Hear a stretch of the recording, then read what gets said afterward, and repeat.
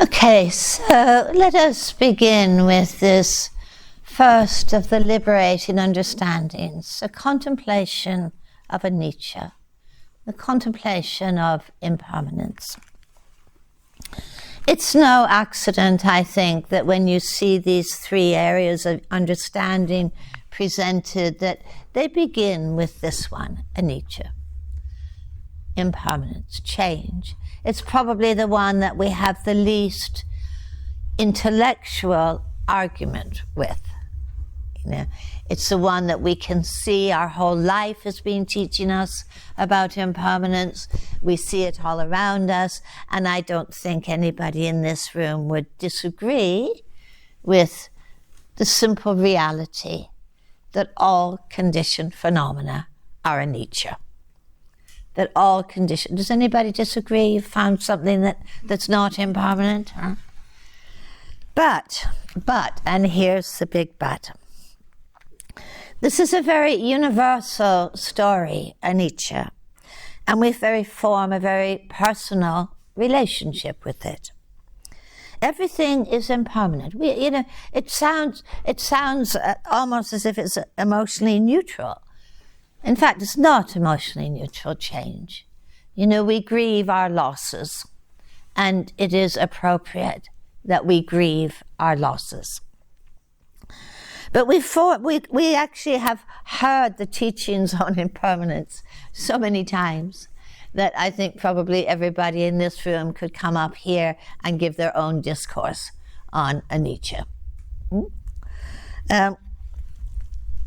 Impermanence, it can sound kind of stark. It can sound as if it is emotionally neutral. But it only feels emotionally neutral when craving and aversion are not involved. When there is something we want, really want, impermanence is hardly ever considered, is it? When there's something we don't want, don't we just delight in impermanence? The ending of a root canal, the difficult neighbor moves away. We celebrate impermanence. But when we're really fixated on something that we want or believe that we need, this is something that often doesn't enter our consciousness, our reflections. When we're not faced with either the pleasant or the unpleasant, we pretty much entirely forget about impermanence and this delusion. Essentially, we welcome impermanence when it benefits us. And when it doesn't benefit us, it becomes something very unwelcome. We all, I think, have encounters with impermanence that sometimes startle us into wakefulness. A sudden loss, a sudden change. Think of the pandemic, when everybody's worlds kind of crumbled. When our certainties crumbled, our routines crumbled, that suddenly we were faced with this uncertain world. And I know of course it was a huge tragedy, but didn't it just kind of strip away the idea that we could rely on things staying the same? Didn't it startle us into wakefulness? The death of a loved one sometimes startles us into wakefulness. The arrival of a chronic illness, we're startled into wakefulness. This is when we get a sense, I think, of our emotional relationship to impermanence. It's a time sometimes when we feel in being startled into wakefulness, we have some insight into the significance of that maybe this is how we need to live. Knowing the uncertainty of all things, knowing the transience of all things. How would that impact upon our lives? How much more would we deeply value that which we appreciate and that which we live? How much would we actually seek to cultivate that which truly liberates us, that brings peace to our lives? How much would we come out of a mind that says, well, I just kind of drift along doing my thing, doing my best to get through life as it is? Maybe there's something really important in that wakefulness. And yet we probably also, I sometimes I see people that have been startled into wakefulness as, get me to a cushion, I need to practice. And yet when the intensity passes, so too often does the passion. The reality is there's a vast difference between the fact of impermanence and the insight into impermanence. None of us would argue with the fact, yes, we don't need a Buddha to tell us about impermanence. We nod our heads sagely. And yet there can be such a major disconnect, can't there, between our intellectual agreement with this universal story and the degree to which we live our lives in the light of impermanence. And what does that even look like? In the Buddhist tradition, it says, so much of our distress, so much of our struggle, so much of the conflict we experience is born of confusion. In Pali, the word is avidya. It's often defined as ignorance, not seeing things as they actually are. But the biggest part of avidya, the biggest part of ignorance is not just about not seeing things as they actually are. It's not wanting to see. It's not wanting to know. Impermanence disturbs us on some level, which I think in this teaching is considered to be a truly wholesome and helpful level. We know, and I think this gap, this not wanting to know, is kind of revealed probably most clearly in our relationship to impermanence. Sometimes we don't want to know. It can threaten our sense of being in control. It can really question the effectiveness of our clinging, because the one thing that the understanding of impermanence really does is it makes a mockery of grasping. It makes a mockery of clinging. It threatens the view of a centralized self, doesn't it? I'm changing too. I'm also impermanent. This is something to reflect on deeply. How do we move from not wanting to know to wanting to know? The exhaustion of endlessly trying to strategize our lives so that we are not disturbed by change, by unwelcome change. It's truly tiring. The Buddha once said that just as the elephant's footprint is the greatest of all creatures' footprints, the insight into anicca, impermanent, is the most powerful and transformative of all understandings. Why? It's the first of what I call the unarguables. There are no exemptions. And it's a profound doorway into the understanding of dukkha and anatta. It is almost as if those understandings follow on the footsteps of the understanding of anicca. It's the doorway to relinquishing the distress of clinging. It's a direct way of bringing struggle to an end. The Buddha says this is a way to peace. This is a way to peace, to understanding what it means to put down our arguments with the unarguables. Think of all the arguments we have, the stories we tell of this shouldn't be happening. Do you know that one? This shouldn't be happening. It's not right, it's not fair, or why does this happen to me? That somehow it's unfair. I can't accept this. And of course, the greatest argument we have with impermanence is around the fear of our own mortality, the fear of our own death. The insight into impermanence, I think it moves us into process mode. And, perhaps we get a taste of that, like in this sitting we just did. Could you just get that sense of arising and passing? The thoughts, the sounds, the body as process, the life of change within the body.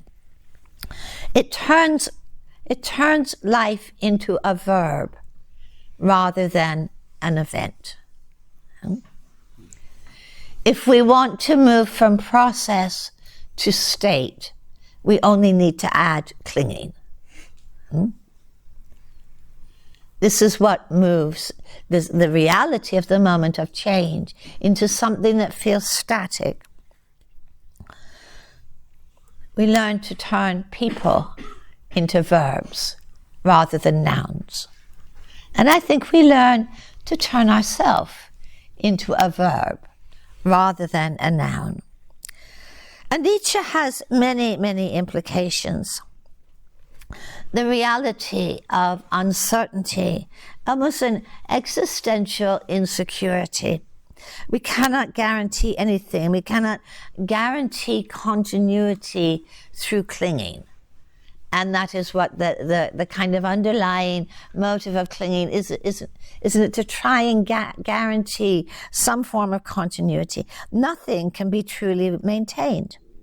And how do we respond to that? Do we want to know? Or do we really not want to know? This is often, I think, that often evokes a sense of anxiety. There's a Christian mystic who once said that anxiety is the mood of ignorance, of not knowing how things actually are. All craving and aversion are rooted in the denial or the forgetfulness of impermanence. Clinging and grasping is the battle we engage in with Anicca. Selfing, forming a view of a solid sense of self, of me, of I, is the argument we have with Anicca. Refusal, rejection, resistance, these are almost the symptoms of Anicca denial. And we can spend a lot of time there.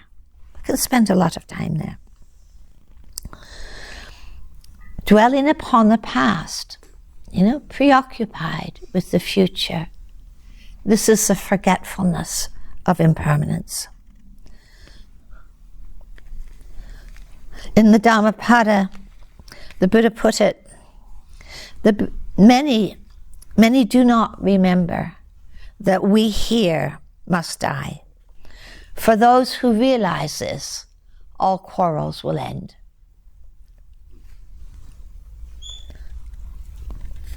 We can be, I think, fairly confident that when we do not embrace anicca, impermanence, there will be dukkha.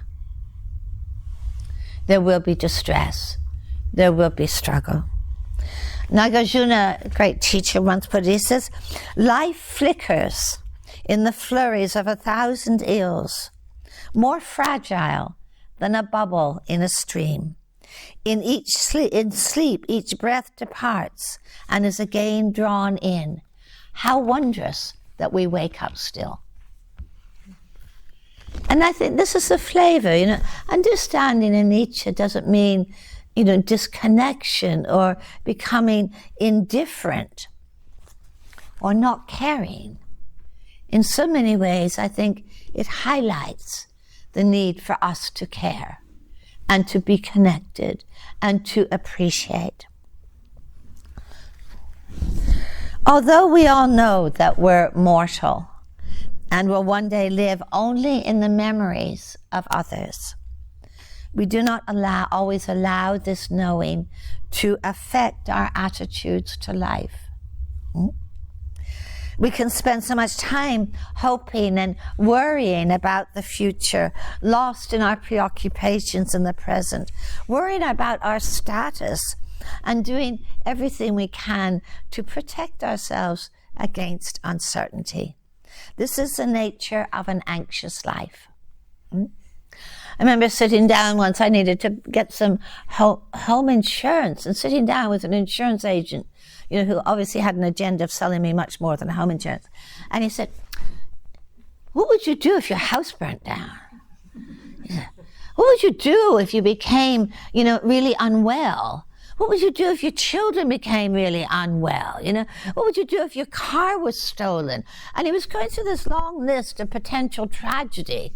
And I said, but yes, all of that. Do you think insurance is going to make a difference? Like, insurance is somehow going to, it's not that I wouldn't have home insurance, but do you think it's really going to fix all of this? It's not, the insight is not meant to make us indifferent, but to reestablish our priorities. I think it's no wonder that in this tradition that, there's such an encouragement to contemplate dying, to awaken this sense of priority, this priority of living well, of living fully, this very fragile life that we have. The Buddha put it that whatever is born is impermanent and is bound to die. Whatever is stored is impermanent and is bound to run out. Whatever is joined is impermanent and is bound to come apart. Whatever is built is impermanent and is bound to collapse. Whatever goes up is impermanent and is bound to fall down. There's different ways of hearing that, isn't there? You think, oh God, he's really a grim guy. Does this guy ever have any fun? It's like this. It sounds so bleak, doesn't it? It doesn't need to sound bleak. It's a simple truth, isn't it? It's a simple truth. And in many ways, it can lighten our hearts so greatly. It can lighten our hearts so greatly to know this and to live in the light of this. Do I truly treasure and appreciate what is right now?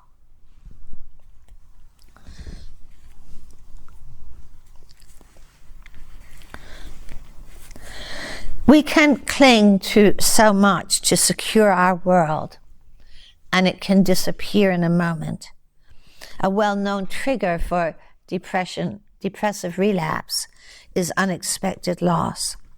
But I think for a person who has a profound insight into impermanence and lives in its light, embracing all the implications of impermanence, there is no unexpected loss. There is no unexpected loss.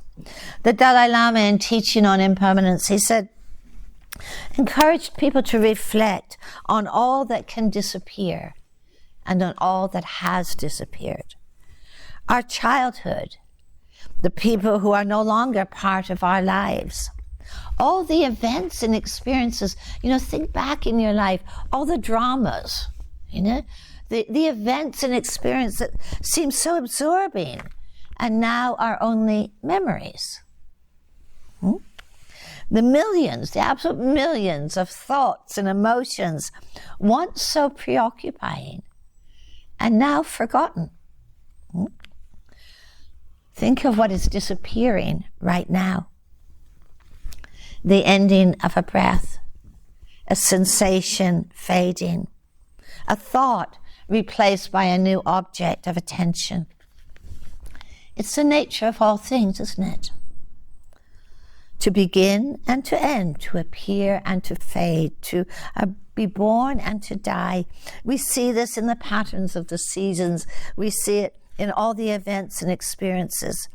We see it in others. Good fortune and sorrow, joy and sadness. It touches us all.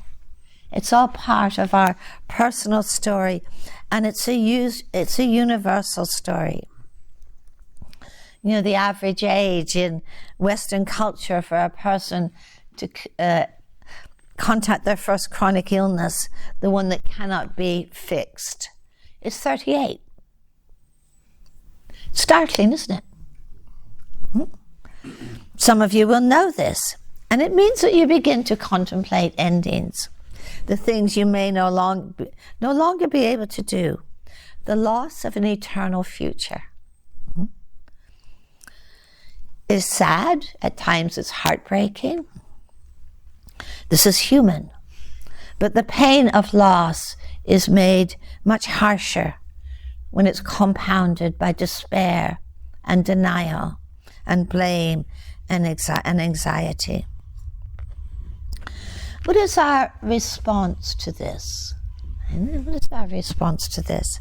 We can't fix impermanence. We can't fix it. And we forget about it, I think, at our peril. We can only transform our emotional response. The denial of impermanence will make us more contracted, fearful, defensive, agitated. I think the aligning of our hearts with this liberating insight of change opens the door to this very universal story and opens the door to a much greater sense of compassion. As Naomi Shihad Nye in her poem Kindness says, before you know what kindness is, you must lose things. Feel the future dissolve in a moment. What you held in your hand, what you counted and carefully saved, all of this must go, so you know how desolate the landscape can be between the regions of kindness. Before you learn the tender gravity of kindness, you must travel where the Indian in a white poncho lies dead by the side of the road. You must see how this could be you, how he too was someone who journeyed through the night with plans and the simple breath that kept him alive. And then you see the size of the cloth. Geshe Patoa, Tibetan teacher of the past, he says, think about death and impermanence for a long time. Once you are certain that you are going to die, you will no longer find it hard to put aside harmful actions, nor difficult to do what is wholesome. After that, meditate for a long time on love and compassion. Once metta fills your heart, you will no longer find it hard to act for the benefit of others. Then meditate for a long time on emptiness, the natural state. Once you understand emptiness, you will no longer find it hard to dispel delusion. Ending this teaching with a dedication that says, impermanence is everywhere, yet I still think things will last. I have reached the gates of old age, yet I still pretend I am young. Bless me and misguided beings like me, that we may truly understand impermanence.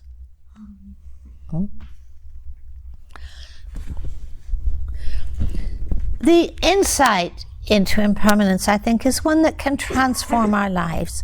It's a practice and an intention, I think, to set our hearts upon. In deep meditative states, there can be unarguable experiences of impermanence. All phenomena arising and passing so quickly, dissolving bodily solidity, mental events appearing and fading so quickly that nothing is graspable. But we don't need to wait for these deeper meditative states. We have everything we need, I think, in every moment to contemplate impermanence. We only need to look at the world around us and to look at the world within. What we see is that everything that appears is in a process of changing into something else and almost has written upon it, cling at your peril. Yeah? Grasp at your peril. Suzuki Roshi, he once said that to understand impermanence is not to get rid of the things of the world, but to accept that they pass away. Aversion and craving, I think, are stimulated by perceptions of permanence. We want or don't want because we have posited or placed in experiences, events, people, emotions, and thoughts the authority to deliver happiness or unhappiness. This is not possible. I think the deep insight into impermanence asks for a different emotional response other than craving and aversion, for ethics, care, appreciation, compassion, kindness.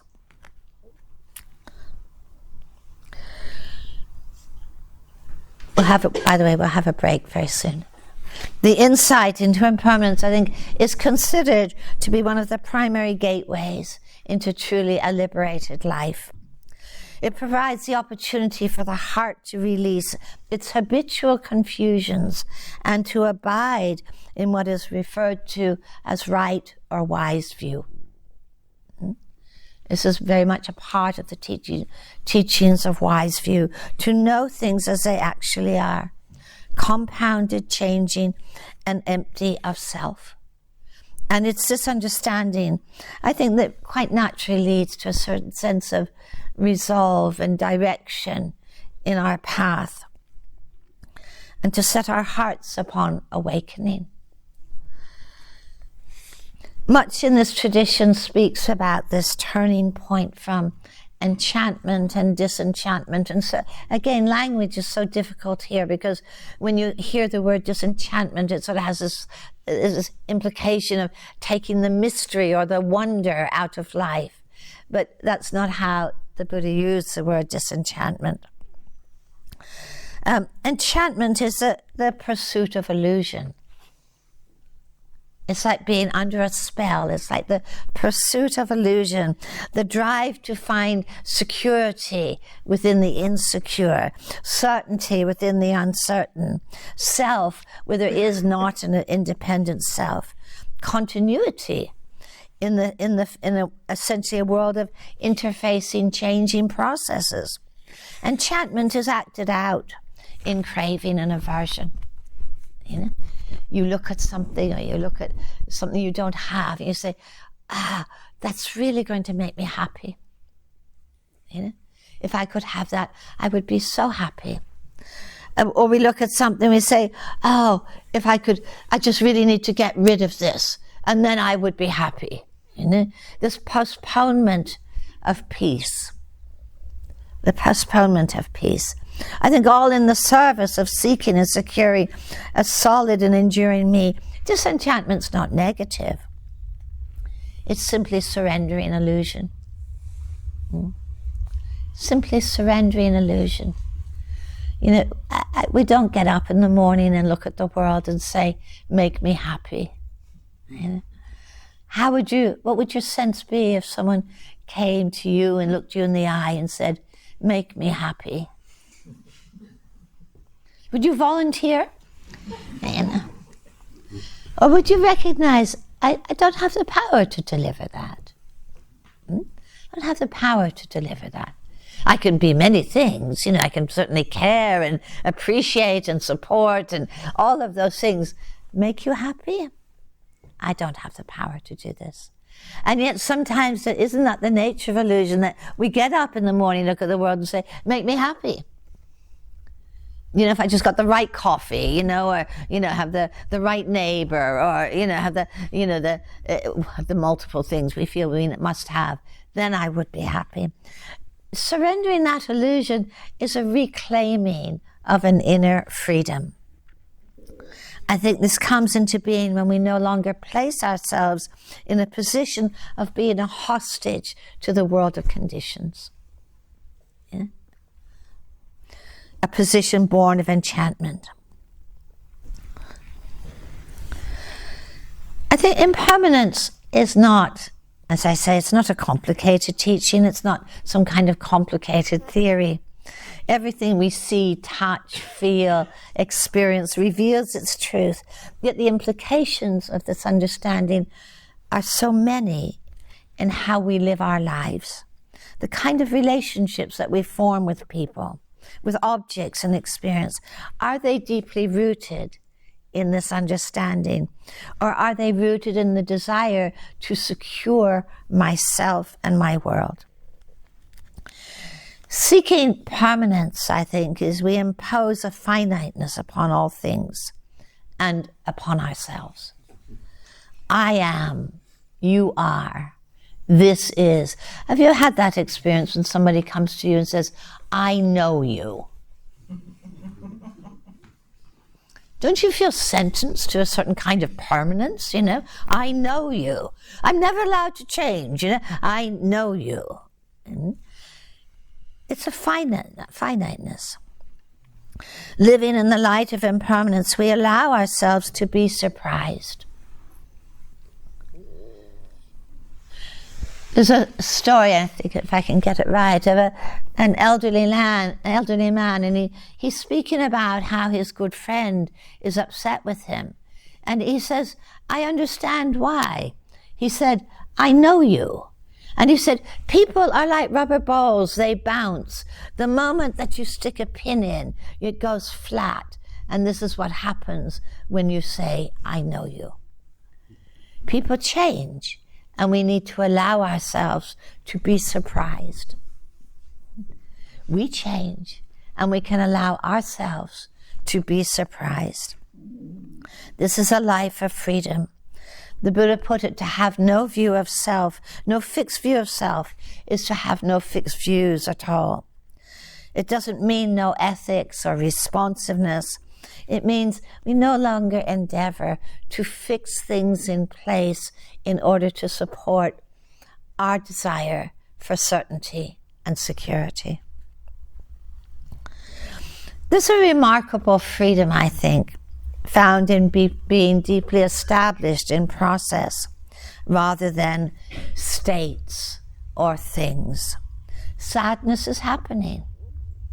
Joy is happening. Thoughts appear and fade. People come into our lives and change. There's not really beginnings or endings. There's simply this process of one thing turning into another. The dying of the flower strengthens the bulb. The loss of one thing is part of the reforming of something else. I think aligning our hearts and our minds with this unarguable nature of change is not only a powerful doorway into the Dharma, it's a genuine glimpse of the inner freedom that's available to us. And then we think about it, we think about how the reality of impermanence really makes a mockery of clinging and grasping. And you know what I mean by clinging and grasping? I want to hold, I want to hold. I contract around a thought, an event. I make it mine. I need to hold this. It's like closing your hand around a pebble. It hurts. And so we think, well, what do I do with clinging and grasping? Because we can see it so many times in a day, can't we? And then we tell ourselves, I should let go. Good luck with that one. Huh? Even worse when somebody else tells you you should let go. Good luck with that one. The Buddha speaks so much about renunciation, about unbinding, I think letting go is a more recent term, and it can be turned into such a command system, can't it? I just need to let go. I really need to let go. I really, really, really need to let go. And what we begin to see is that renunciation or unbinding is not an act of will. It's not something I do. It's not like there lives within me, this quiet little inner Buddha, that comes to the forefront and says, well, I'll just let go here. It's not something I do. Unbinding is born of cultivating the conditions that allow for releasing, allowing things to pass rather than to stick. And there are so many conditions that support and allow for releasing. Mindfulness, collectedness, compassion, care, spaciousness, wakefulness, and most importantly, understanding. These are the conditions that allow for releasing. Think about what are the conditions that support grasping and clinging. Fear, aversion, craving, sense of insufficiency inwardly, sense of lack, not having enough. These are the conditions that support contracting and holding. And we have choices about what we cultivate inwardly.